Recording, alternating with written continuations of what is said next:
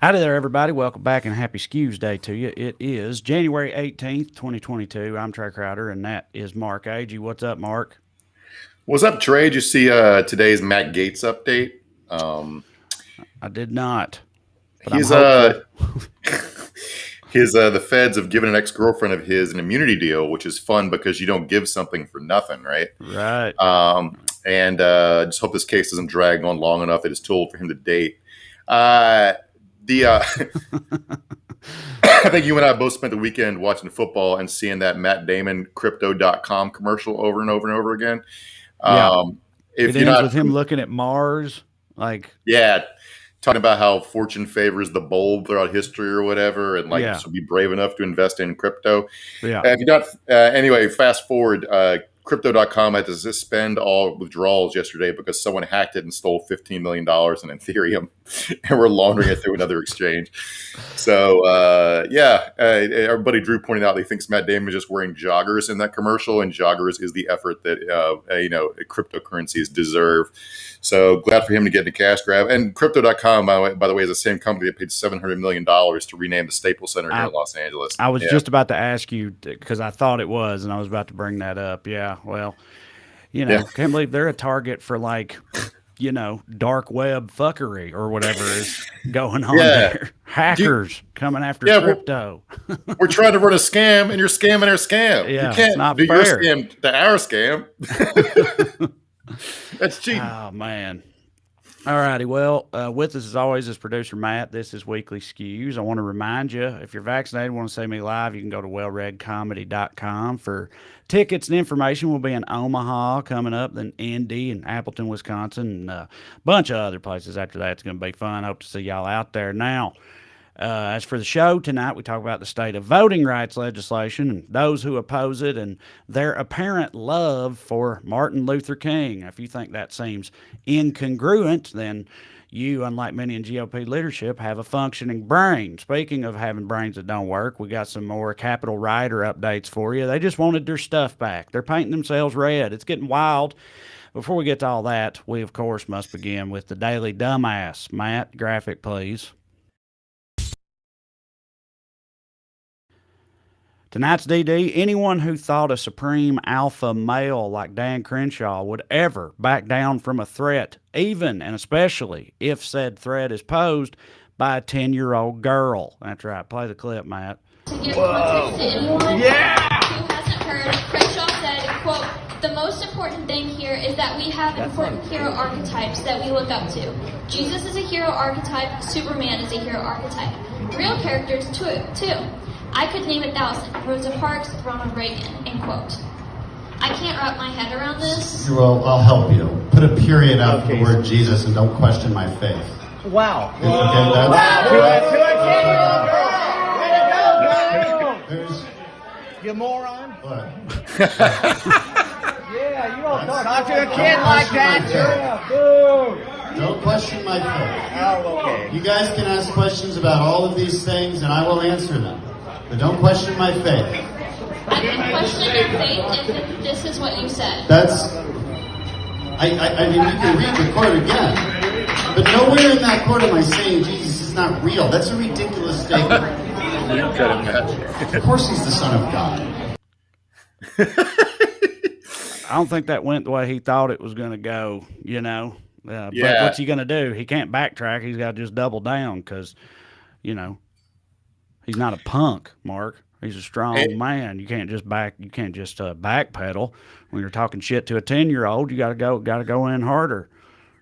The thing is, here's the fun thing is like he's right. He's being too mean to a little girl, but she is acting in bad faith, taking his quote out of context from a guy who's speaking extemporaneously.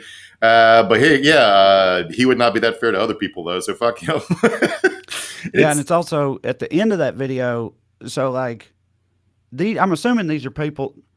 At first, I couldn't tell exactly what the context was of the room he was in and what was happening because he gets booed for this. People are heckling him and shit when he's mean to this little girl, which is how like I feel like you would expect most adult humans to respond to something like that.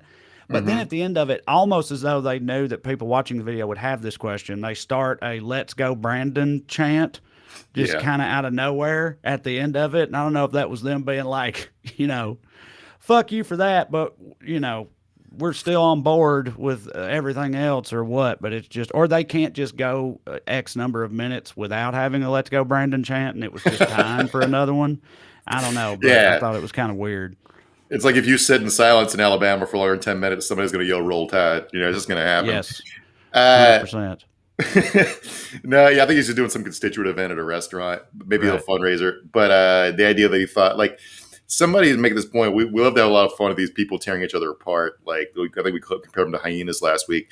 But you can't negotiate with a pack of hyenas, right? But like somebody made a point today, that like when your entire group identity is based upon hating out groups, once you've cast out all the out groups, all you have left is fringes within your own group, right? Mm-hmm. So Crenshaw's gotten a rep as a rhino among the Let's Go Brandon group because he did not follow through hard enough with trying to overturn the election, which is why he's been beefing with Marjorie Taylor Greene and Lauren Boebert and those fucking types. Oh, okay.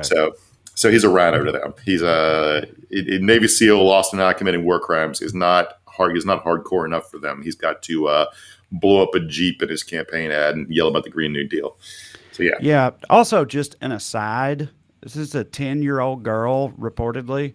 I have a 10-year-old and also a 9-year-old, and they make good grades and stuff. And I cannot ever. They don't listen to podcasts with congressmen on it or ask questions like this. Their question would be about what would happen if a butt was also had a face for a butt, like if you could have two butts on the same person, if they farted, how that would work. Those are the types of like questions they would have, if any, at an event like this. So well, Trey, maybe if they prayed as much as this little girl, their brains would get bigger. Oh, you're right. Yeah, that could be what we're missing. That or her parents gassed her up and gave her a talking point.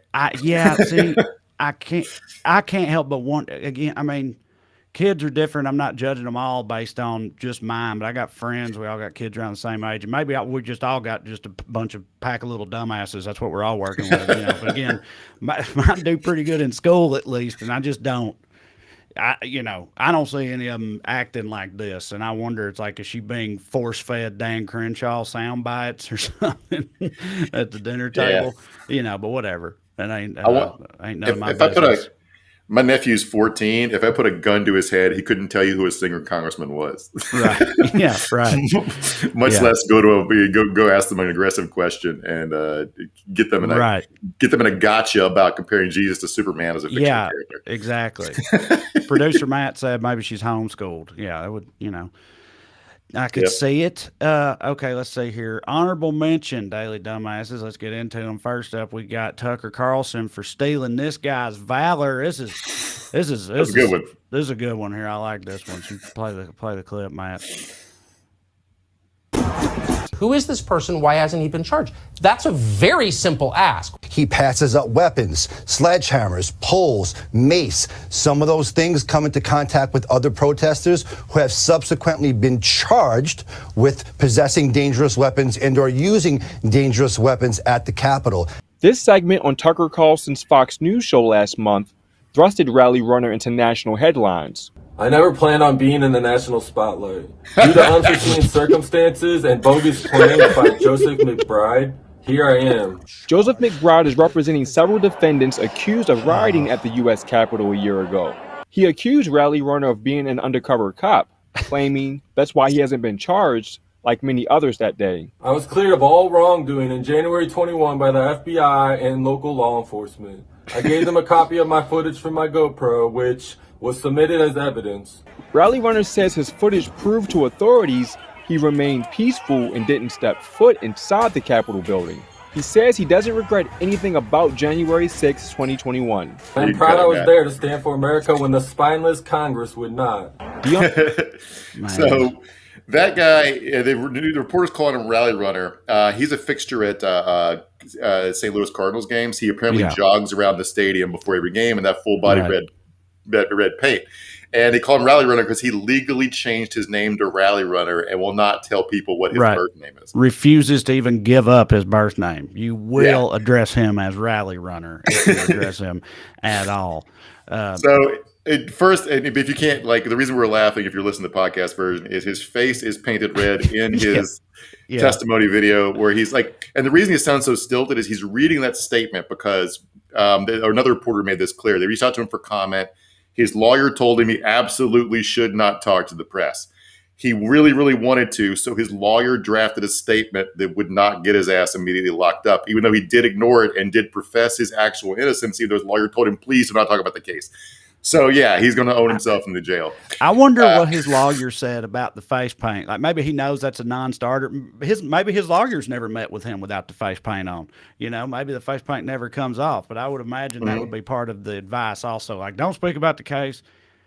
And maybe also don't have the whole rally runner get up on. It's like, well, it goes really good with the Keep America Great hat, you know, like it fits his color scheme and the whole thing he's got going on. But something about that dude dressed up that way with that like fanatic face paint on, giving an official statement about his intentions and full whereabouts on the day of the Capitol insurrection is just kind of, it's just a perfect microcosm of that whole thing and the people who perpetrated it. But it's also very funny that this dude got singled out apparently as being secret Antifa FBI or whatever. Like, because that's the whole thing that pissed him off, right? This other lawyer, Joseph McBride, went on Tucker Carlson and they singled out this guy as being one of the, like, what's the word? Not provocateurs, but the agent provocateurs, I think. Agent provocateurs. And that they pointed out this guy, like, clearly this one is one of the secret masterminds of the whole thing. they have I mean, their suspicions are not without 1% of merit, because it is weird that he has not been charged. Because one, he was easily recognizable on the video at the Capitol because everyone in St. Louis knows him for always wearing red face paint. He was wearing red face paint at the Capitol. All right. So it makes him clearly identifiable on video. And also, he was at the front of the lines beating on cops with the shield he pulled off one of them in a fight. I don't know what this is about handing out weapons. I have no idea if that's true, but it is weird. I don't know what's on his GoPro camera, but the publicly available footage that I watched earlier today shows him hitting a cop with a shield. So, maybe he did cut a deal. I don't know. His lawyer probably does, but he shouldn't be saying he's innocent. It's going to piss off a judge when it comes time to, figure out what his sentence is going to be or whether he's going to be let off with no charges. But here's a funny thing. The reason he saw that is because he's a huge Tucker Carlson fan. He routinely would tweet out and Facebook post links to Tucker segments about how Tucker's dead right about everything, because he, of course, he always is to those people. But it must have been really jarring to him when he sees this, the guy who speaks the truth straight from the mouth of God says he's an undercover cop. Right. It's like you were saying about like the infighting and them being hyenas and ripping each other apart and stuff like that. It's got to be wild to be one of these people that's this fanatical about this whole thing and then get sort of publicly hung out to dry, for being one of the things that you fear and despise the most, i.e. Antifa or whatever. Yeah. He's also, the Rally Runner is a good example of this conspiracy theory got picked up by Louis Gohmert, and he went on TV and talked about how this guy was definitely an undercover Fed a couple weeks ago, which Louis Gohmert's a huge fucking dumbass. So yeah, the biggest. But they were right. He is funded by the feds, because before he went to January 6th, he posted that he was using his $600 $600 stimulus check to pay for his trip to D.C. So they are right about that, not the way they think. He also, somebody screen grabbed a bunch of his posts, and in order you can see him go like, I'm excited to be going for January 6th. I was at January 6th. Yes, we were aggressive, but we're standing up for truth.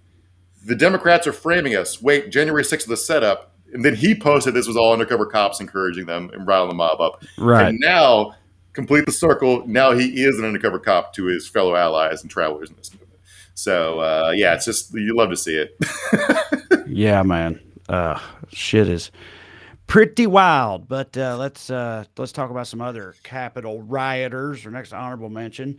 Any of those that forgot about the finders keepers doctrine. That's right. Apparently, many of the people who got into the U.S. Capitol later called the Nancy Pelosi's office asking whether there was a lost and found, because they had forgot their phone there or they left their purse or what have you.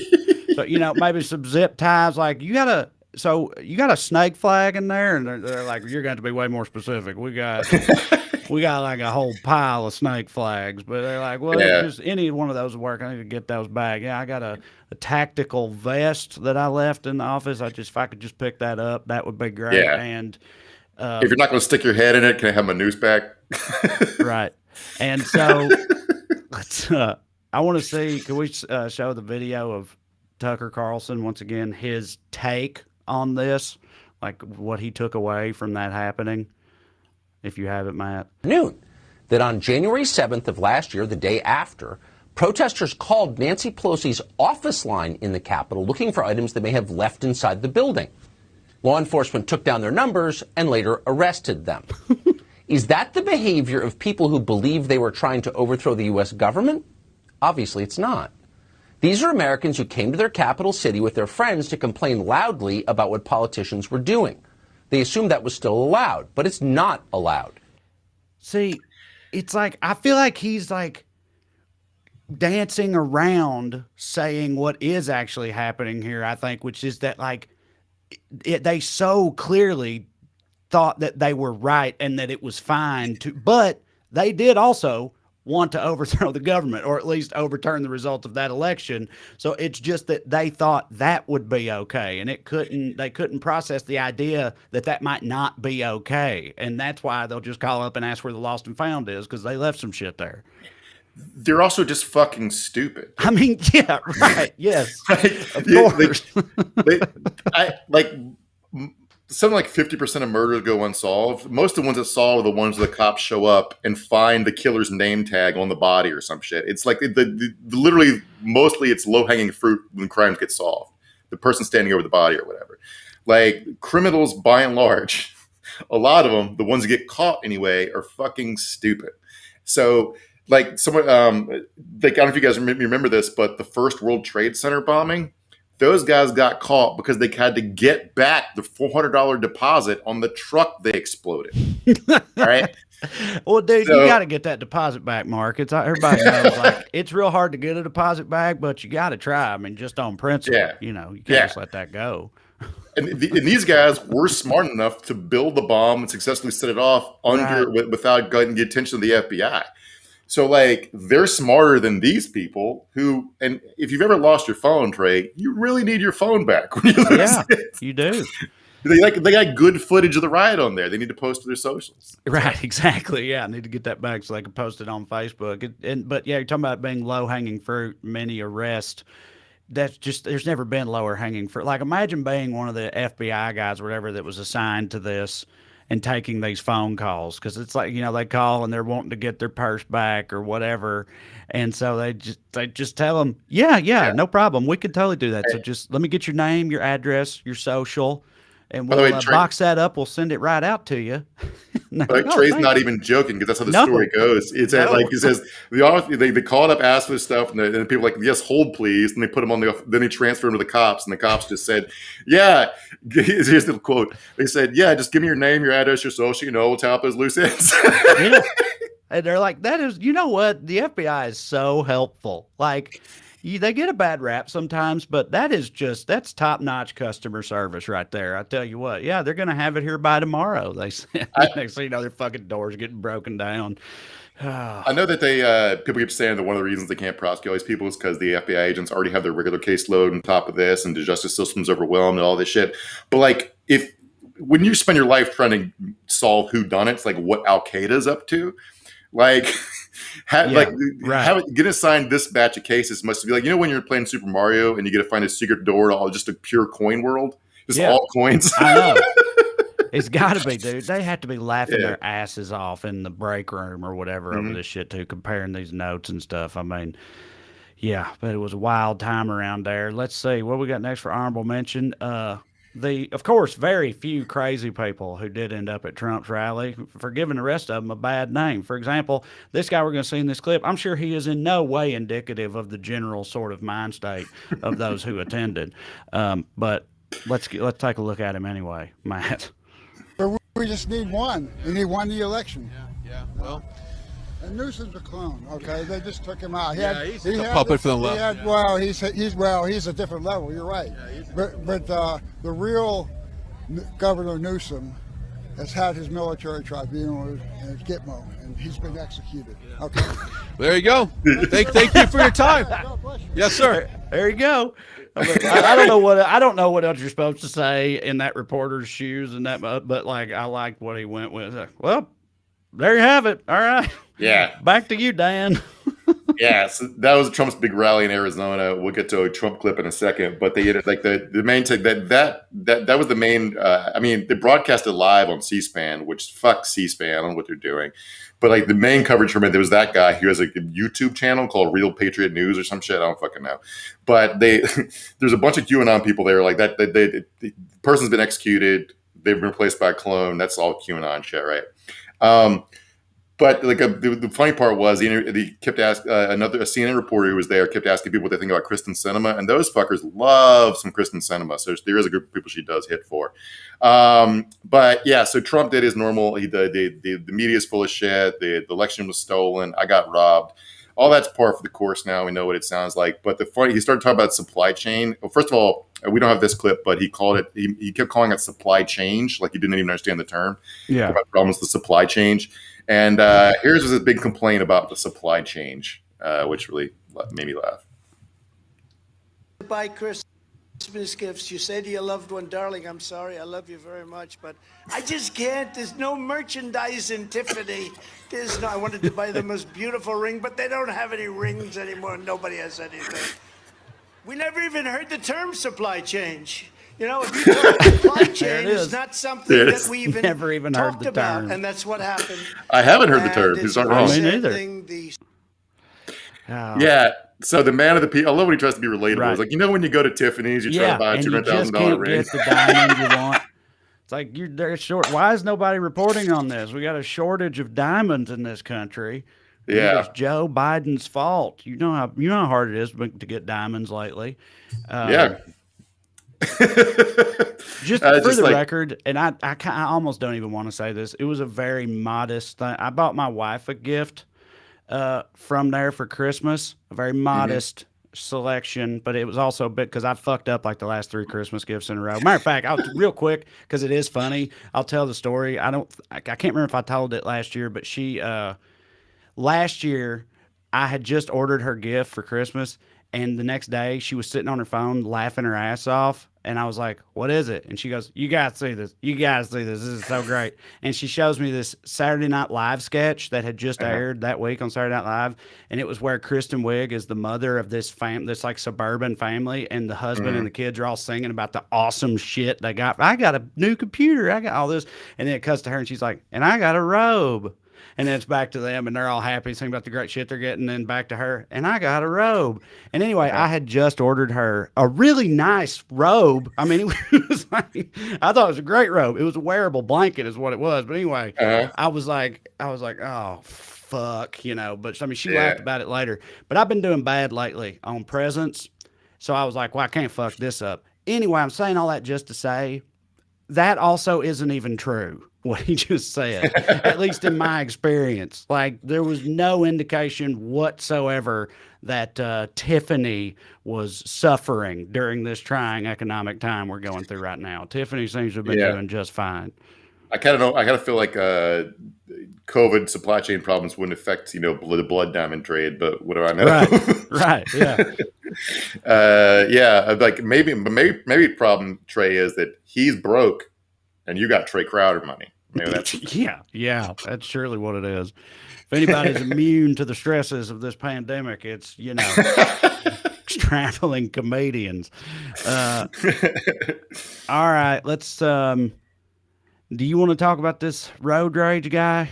I do, just because he's emblematic of everything that's happened in this country in a way that's really comically fucking ridiculous. And he can't sue us because he's dead now. So let's make fun of him. Spoilers. So this guy, I'm gonna fuck up playing his last name. I think it's Kuzwanski, if I had to say it. That's part of why I asked you to do it, because I saw that last name and I was like, oh shit. So this guy named John Skuzwanski, who was a Republican, he was chief of staff for a state senator. Then when she retired, slid into a cushy job working for the state pension board. That's not the operational name for it, but that's what he does is he manages state pensions. Anyway, he fucked around with the driver of a Prius and found out last week. What he did was he swerved. He was playing on his phone and swerved into another lane and hit this Prius. And when they pulled into a parking lot of, I think, a Circle K to haggle this out, the Prius driver gave him shit. So what he did is what you always do when you start in an accident and someone's mad at you for it. He got back in his car and started ramming this guy's Prius with his BMW. And that not being enough, he got his gun out and he shot out his window at the driver of the Prius, who, I guess unexpectedly to him, had a gun on him as well and shot back and fucking killed him. Now, here's the kicker to this. The guy had previously been arrested for a road rage incident where he pulled a gun on someone else at this exact same fucking stoplight. So, well, I think this guy should have, like, on the one hand, you could kind of see in his head, he's like, well, a guy driving a Prius isn't going to have a gun. But on the other hand, this is a Prius in Tallahassee, Florida. So I feel like you have to assume everybody's got a gun on you. You know what I mean? I mean, there's meth, there's gators. You need to be armed to defend yourself, even if you drive a Prius. But also just, I don't know, because I know this guy's wife came out afterwards and was talking about how it was like a misunderstanding, that he got pulled into this incident and it's so tragic and all this stuff, you know, but I don't know how you, like, what did he think he was going to happen? That he was just going, that he would be the one to shoot better and kill this guy and then just claim self-defense? Actually, you know what? I mean, I guess that could have very easily happened given the way things go in this country. So yeah, maybe that is what he was thinking. It's like, I'll just shoot him and get away with it because that's how we roll here in Florida. I mean, Trump's actual hardcore base are people exactly like this. These are people who consider themselves like fiefdoms and petty tyrants over their small territories, right? You're talking about your small business owners. You're like, you guys own Sea-Doo dealerships. You're you're people have McMansions and shit. This guy really does think he's like a feudal lord, and somebody who fuck with him, like, who are you to fuck with me, is sort of how he deals with it. Sorry, my phone's working. And did you mention his job? Yeah, he worked for the state. He worked for the state government. He, like the agency that oversees investing pension money. Right. So he just flipped out because someone else was disrespecting him. That's It's like we talked before about like so many. We've had like 10 state Republican officials get arrested for yard-based disputes with their neighbors, where they begin to fight their neighbors. The most famous of which is Rand Paul, who got the shit beat out of his by neighbor for like, I think they were fighting over overhanging tree branches. Somebody cut down the other one's tree branches. It's like, Jesus Christ, man, I live in an apartment. My neighbors are loud as shit. It's just something you have to deal with as other people existing. This guy doesn't like that. Right. Anyway, his wife says he's the real victim and he was set up and assassinated, which goes to show you how important these people think they are. It's sort of like part of the root of the problem that got him killed. Anyway, the last little hit on this is his last tweet was him excited about winning a raffle for a handgun, maybe the one that got him killed. Yeah. So an alien, not a literal, but it was like an alien arms raffle or something like that. I don't know if that was a brand of gun. It was something like suitably ridiculous. He was pumped about winning some gun that had the word alien in the title of it. I can't remember, but it was some wild shit. All right, one more honorable mention for you because I like this one. Then we'll talk about voting and stuff. Let's see. Microscopes for being total bullshit. Clearly, that's what we're gonna put. Let's hear this. Wisconsin, I think, state GOP rep talking about the inherent futility of trying to battle COVID-19. Matt, play. So you ask, what are we going to do to stop the spread of the pandemic? And you know, if you can't see the virus, if you can't see anything, how are you going to do it? How can you stop it? How? You physically cannot see the virus. You don't know if it's in this room or it's outside or if it even exists right now in here. You have no clue. How are you going to stop that? It's a good question, Mark. How do you whoop that which ass you cannot see. You know what I mean? Like, if you can't see something's ass, how are you going to whoop it? He poses a good question. If anybody knows about whipping ass, it's a state senator that has a ponytail. So I'll take his word for it. That dude's definitely taking some karate classes. Absolutely. He got a gi. He got a whole assortment of samurai swords. He's he got his own dojo in the basement probably. I remember when Trump got elected, thinking, like, having the thought that I thought it was joking at the time that we're going to have to redo the Enlightenment. And here we are 5 years later, still relitigating the germ theory of disease, which I thought Louis Pasteur solved in like the 1850s. Right. So, yeah, can't see it, can't stop it.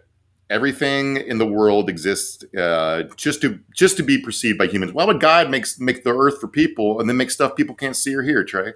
Don't make no sense. He wouldn't do That's that. That's why dog whistles aren't real. That's how I fucking know, right? Yeah. Can you see like cancer and stuff? I guess tumors and whatnot, skin cancer. You could see, so you can whoop its ass. But how do you whoop lung cancer's ass? I guess you just can't.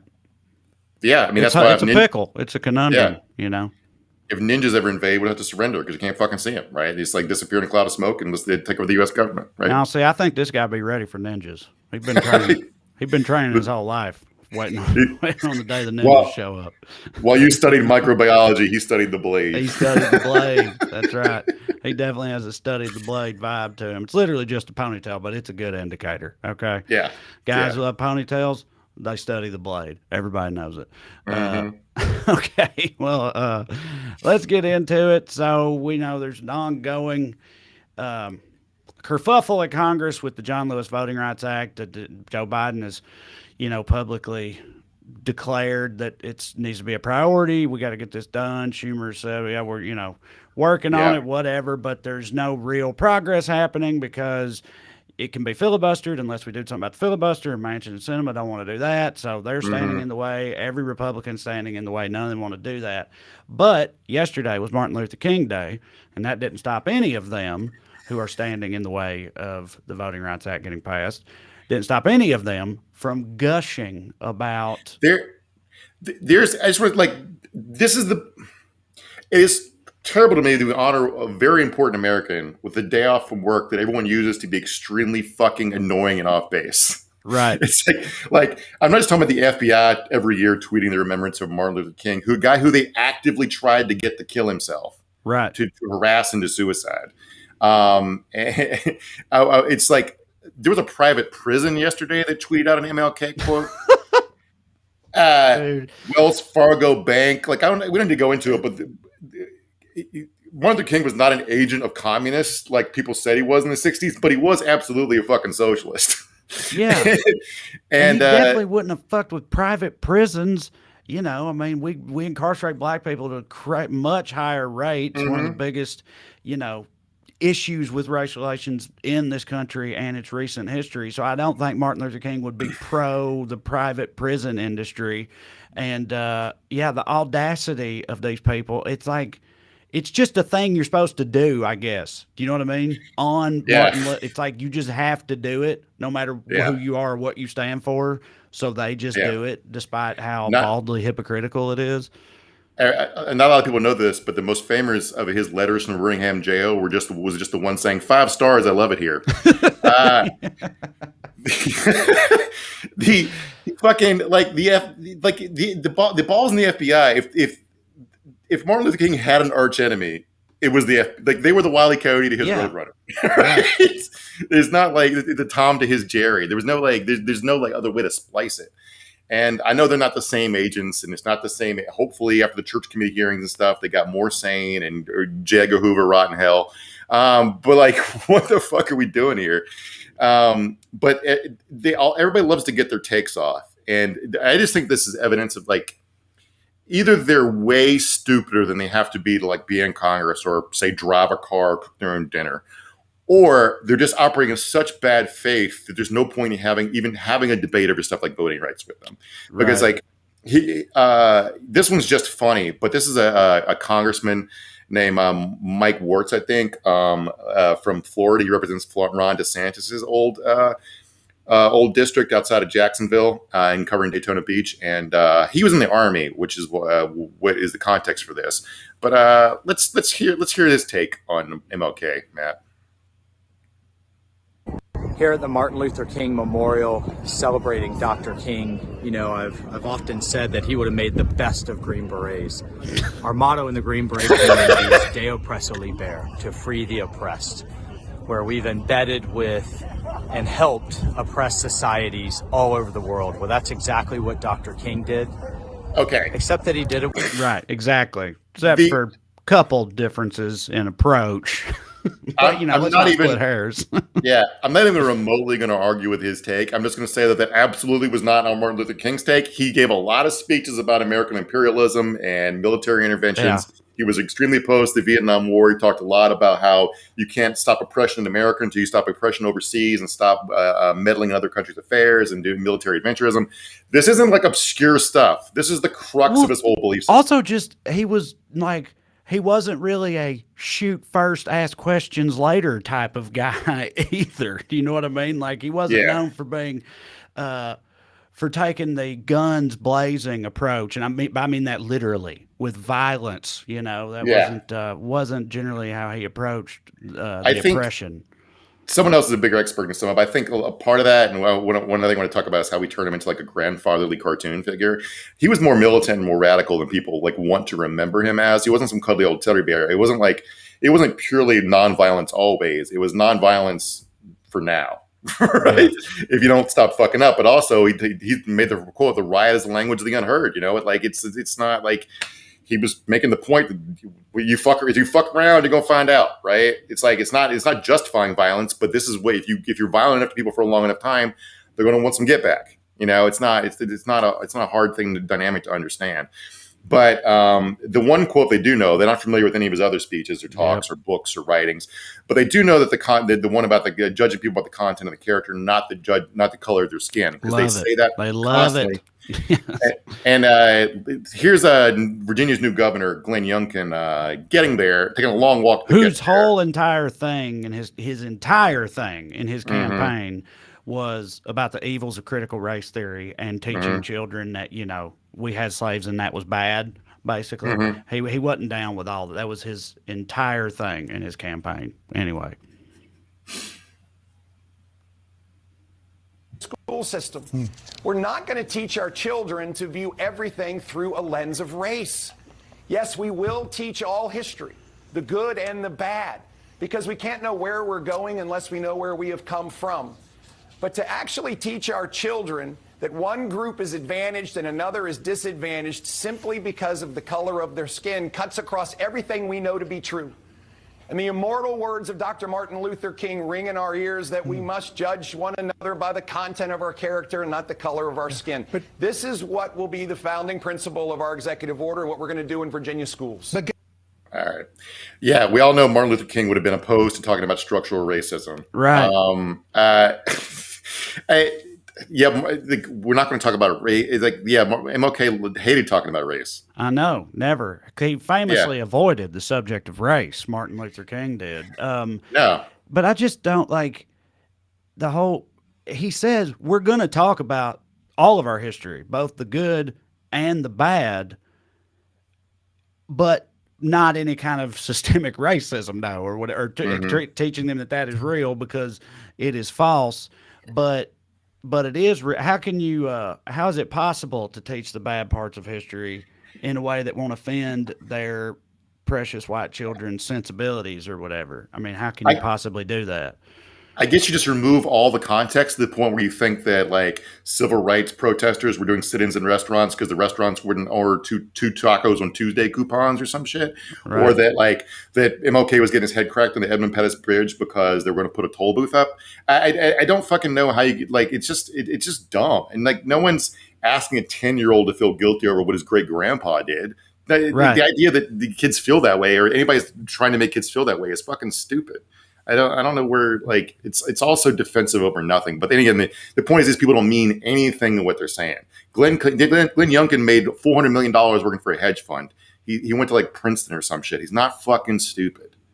It's just you can't talk to these people. It's like arguing with a dog. that's trying to kill you. Yes. Yeah. And Yeah. like you said, and that makes it so it does seem almost pointless to try to have like actual discourse with them on any of this stuff because, like you said, it just all it begins in a place of bad faith. So, like, what are you supposed to attempt to say or to, talk to them about? There's nothing you can say to people who behave that way. But the Voting Rights Act is it's getting talked about a lot right now because of trying to get it passed, but also the context and how important it is. And it's important because it would, in addition to other things, it would help to prevent things like Texas's SB1, right? Laws like that, these restrictive voting rights laws, they're voter suppression laws that are being passed in a lot of red states, which do matter and are already starting to matter, correct? Yeah. In Texas specifically. Yeah, there's a North story this week from Houston. The context being that Houston's one of the most populous counties in the country. It's heavily like most cities anywhere is heavily far more progressive than the surrounding exurbs or the rural areas, and it's also the most diverse city in the country. And probably not coincidentally, they got rid of all their drop boxes. Every county gets one, including Harris, which is one of the biggest counties in the country. And people are applying for mail-in ballots. And they're now rejecting, under new state law, 16% of mail-in ballot applications. Now, that's a lot, considering in 2020 it was 2.5%. And one of the reasons they're doing this is they made the process to fill out so complicated. Like if you fill out one part of the application with your driver's license number and another part with your social security number, it'll get kicked back to you. Now, they're trying to rectify this by begging voters to please put their phone number and stuff. So if you have something wrong with your application, they can call you and try to help you work it out. But having an 8-fold increase in rejections is the point of the bill. And maybe voters have figured out, and maybe the result won't be impacted as much by it because people are determined to not get fucked with, hopefully. But it's still... what is the rationale? Like, I know what they say is like, no, this is all to prevent voter fraud, right? Which, of course, I know is bullshit. But I'm saying, like, what is even the ostensible rationale of making the process infinitely more bureaucratic and also removing drop boxes for voting? Like, how are those things supposed to prevent fraud? They make it harder to just do it in the first place, which means if you're trying to fake do it, then it's doubly hard. But the drop boxes, I don't get. That's more places you can cheat at, and we need less of those. Like, is this how they rationalize it, or am I just wasting my time? The Dropbox thing is stupid. Trump just invented in his head that for some reason drop boxes were less safe than just regular old mailboxes. So you can still mail ballot, but you can't drive it and drop it in a specific box, right? There's no there. Trump just invented that thought in his head, and now everybody wants to change the rules because everyone's just decided to agree with him, even though it's fucking stupid, right? There's nothing. There's no deeper level. But in general, conservatives just think it's better when fewer people vote. They're just like, yeah. And there's not even really any evidence that it necessarily helps Republicans, but they think it helps them, so they're trying to rig the system anyway. Just like there's not much evidence, like someone's trying to make this point that maybe Democrats are freaking out a little too much because the idea that democracy will collapse because you can't give people water within 200 yards of a polling place is like, I don't think that's going to have that much effect. People will know to bring their own water, but like, what the fuck are you trying to do? The evil's in the intent. It's like, just let people vote. Well, I mean, it's not just I mean, I know that's the general consensus is when more people vote, it's bad for Republicans, and they know that, and that's what you're going. But it's also a lot of these things like they implicitly target minorities and things like that. Like they have laws about like whatever, you can't use a hyphen or you can't misplace a hyphen or things like that when you put your name on it, or if there's any kind of typos, then they can be rejected. And these are things that disproportionately affect minorities because they have their names aren't John Smith. You know what I mean? Or, I mean, a lot of them are, but you know what I mean? They're more likely to have these types of elements in their names in the first place, which is why it affects them more. And then the polling locations get shut down in neighborhoods that are, minority populated neighborhoods and things like that. So it's all pretty transparent, really. But that's Yeah, never it's stopped like- them before. No one knows what actual impact this is going to have. The gerrymandering is a thing I wish we could definitely get rid of, because that would make, like, I think people, all this stuff isn't ideological, right? The premise of democracy isn't completely ideological about freedom or whatever. It's also just about accountability and, being good at your job, being good at governing. If someone sucks at their job, the trains aren't running on time, the schools are collapsing, you can vote them out, right? That's not ideological. That's just trying to keep your government from sliding into corruption and kleptocracy and incompetence. Speaking of which, another story I want to talk about today before we move into the comments is an example of this. Texas Monthly had a story called "The Texas Electric Grid Failure Was a Warm-Up." And basically the point is that after the electric grid failed and some like 700 people fucking died last year because of the snowstorm, they haven't done anything to fix it, because they're more loyal to the electric company than power companies than they are their constituents. And that is what a one-party state looks like. That's not ideology. That's just fucking Practical. corruption. Yes. Yeah. Yeah. Yeah.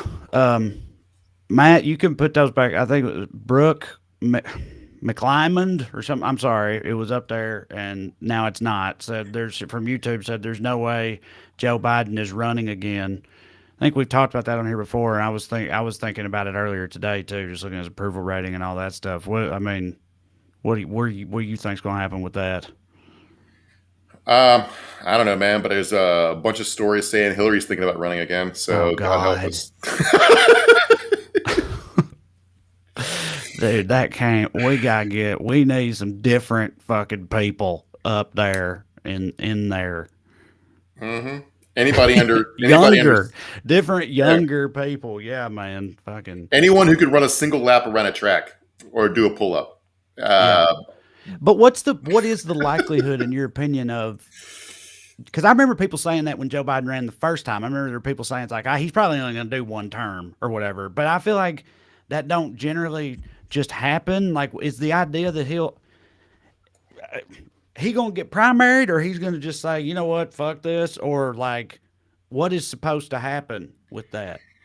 Well, a lot of things I don't like about, Joe Biden's not a perfect guy, a perfect politician. I don't doubt his patriotism on some level. And I think looking around, the only thing holding together this coalition that barely won the election in 2020 together is his heart beating, right? There's no other politician like he won the primary easily for fairly straightforward reasons. Nobody liked anybody else. Kamala Harris is polling about the same. She has my approval rating, and only a dozen people know who I am.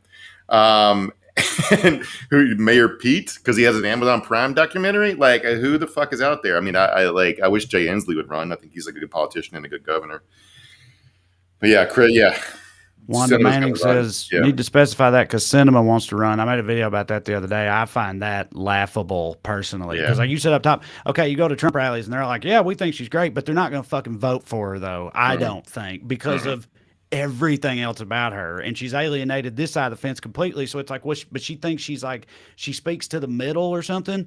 But most people that genuinely fall in the middle don't give a fuck about politics or are not active in it to begin with. There's those mythical swing voters, which have always been wild to me. But generally speaking, you're not going to win the presidency courting these, the mythical middle, I guess. Sinema in particular they don't give a fuck about her. They're watching fucking Love Island. They're not watching the latest. They're not watching C-SPAN. Yeah. I mean, that's why there'd never be a third party. Is like, what are you could, so you win 5% of people who think it doesn't. Yeah, it's not enough. Right. It's not enough. The Jack of all travels says from YouTube the Lieutenant Governor of Pennsylvania, Fetterman, would be a great president, and he's not very attractive, which means no one would be surprised when he wasn't friendly to a bunch of idiots. I don't know. You know that guy? You know who they're talking about?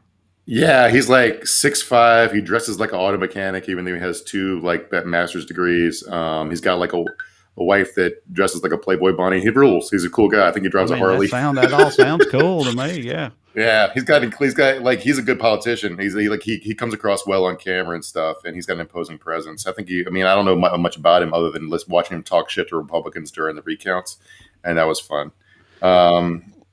Linda Jo Kinzinger says Stacey Abrams or Katie Porter. Yeah, they're both great. Was there news about Abrams running for something?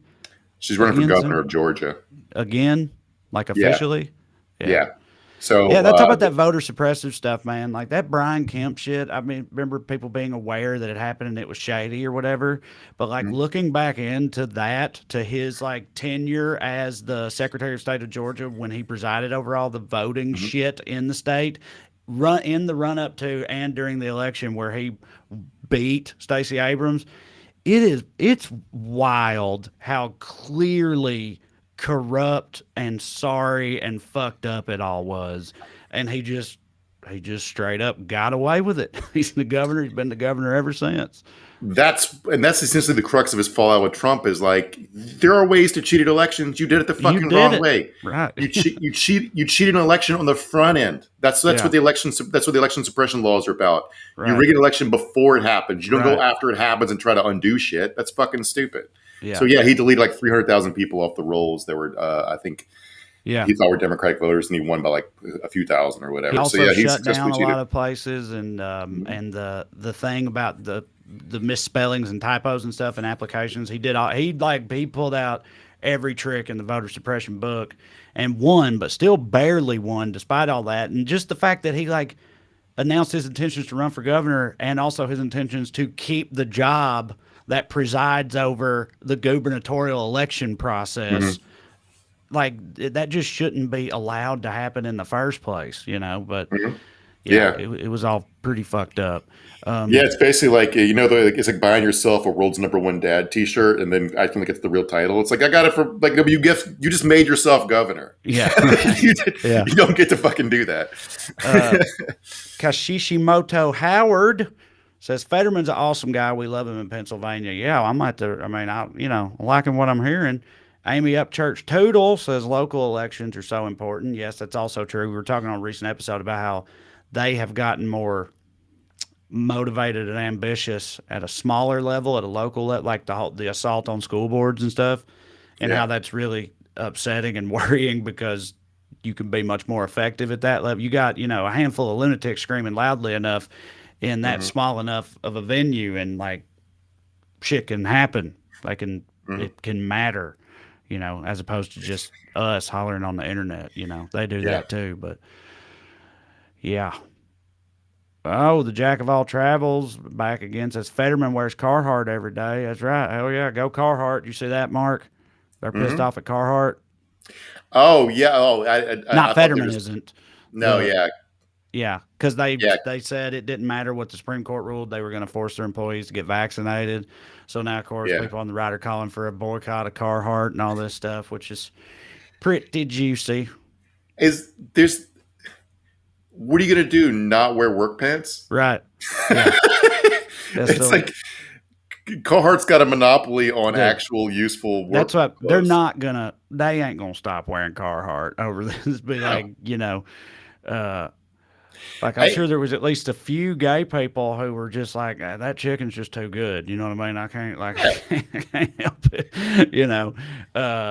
but I don't understand why. I guess it's because nothing else matters, but everyone expressing their politics through consumerism is wild to me. Yes. Yeah. Normally, all right, Nicole Johnson says, Trey for president. Yeah, sure. Why not?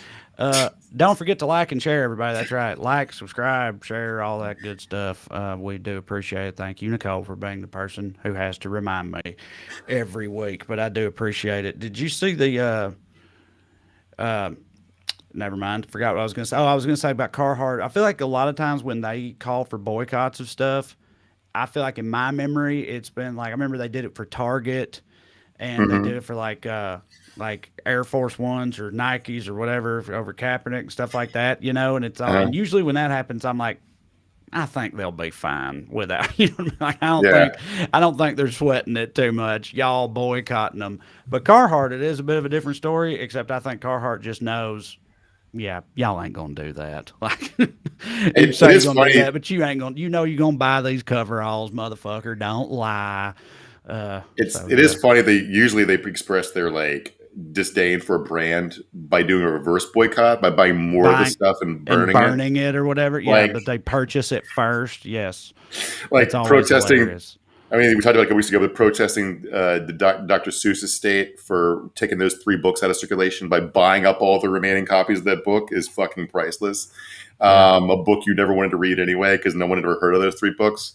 Or they buying all the Aunt Jemima bottles, the Land of Lakes box with the Indian on the side. It's like, okay, you don't like. They bought Nikes to burn. They bought Kaepernick jerseys to burn. I think that, like, I'm not saying it's literally the first time. What producer Matt says, they ain't wearing Dickies, which is funny. But I don't know if it's literally the very first time it happened, but I know that like that happened with the Beatles. People were buying up a bunch of Beatles records and burning them and stuff because of what John Lennon said about Jesus or whatever. Mm-hmm. And they asked him like what he thought about that, and he was basically like, "Well, I mean, you know, as long as they're buying them first, I don't really give a shit." And you know, and nobody, people have just kept doing it still to this day because got to send a message, Mark. Got to send a message to Nike and the Beatles. They did it with Seuss. They did it with the Harry Potter books. Remember, Yeah. they bought Harry Potter books and ran them over with like steamrollers and set them on fire and shit because they black magic, whatever. But like, it is funny that right wing protest ended up working because it made J.K. Rowling a billionaire, and now she spends all day tweeting anti-trans stuff. So there you go. Yeah, wild how things work out sometimes. Yeah. All right. Yeah. Go ahead, sorry. Bob Sullivan says, boycott Chick-fil-A by vomiting up the sandwich after you waited in line. Yeah, right. Yes, that would be a similar scenario. Trey, you go Popeyes or Chick-fil-A? I've actually never really liked Chick-fil-A. Even that was a very convenient boycott situation for me because obviously I'm a big time ally and I always have been. You know, got the lovely gay Uncle Tim since way back. I care about things like that, but I didn't really have to try very hard for that one because I've never really been a big fan. Which I know is like blasphemous in some circles, but when all that stuff came to light and it's like, no, they kind of suck. Actually, I was like, well. Sweet. Yeah. Now I don't have to defend the fact that I don't really like it in the first place. And I don't know why I just never did. I never really liked their shit. I love Popeyes though. It's like, don't get twisted. I love chicken. Just Chick-fil-A never really was my thing. John Orbit Bainbridge says Popeyes is way better. I got to tell you, like, I'd never really tried Popeyes until like they had launched their chicken sandwich and people were going crazy over it. And I was like, I got to try this shit. And then I tried it and I was like, I can see why people are stabbing each other over these sandwiches. Yeah, no, Popeyes is fucking great, man. Yeah, I love it. It is better than Chick-fil-A, I think, because they use the brioche bun. Anyway, that's my hot food. That's my fast food take. I like it. Yeah. Let's see here. There's a lot of people saying Popeyes is real good, and I think we all agree. Oh, let's see. What else do we got? Not reading that one. Sorry, I just saw one of our trolls pop up over here. It said, "Hey, you R-word hillbilly," in all capital letters, and then just a bunch of other ranting and raving after that. And was the rest of it true too, or just that?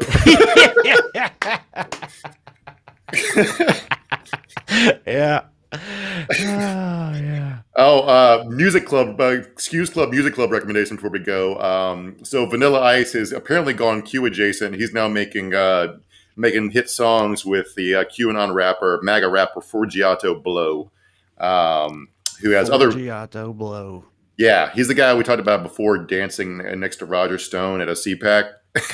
Because we incorrectly called him Jelly Roll or thought that might be Jelly Roll, which prompted my sister to immediately text me saying, "You take that back about Jelly Roll right now. Jelly Roll ain't like that, and you shouldn't be talking shit about Jelly Roll because he ain't like that." And I had to put out a retraction and apologize for besmirching the good name of Jelly Roll. It was in fact this guy instead. Oh, here it is. Oh, here's some music. Here we go.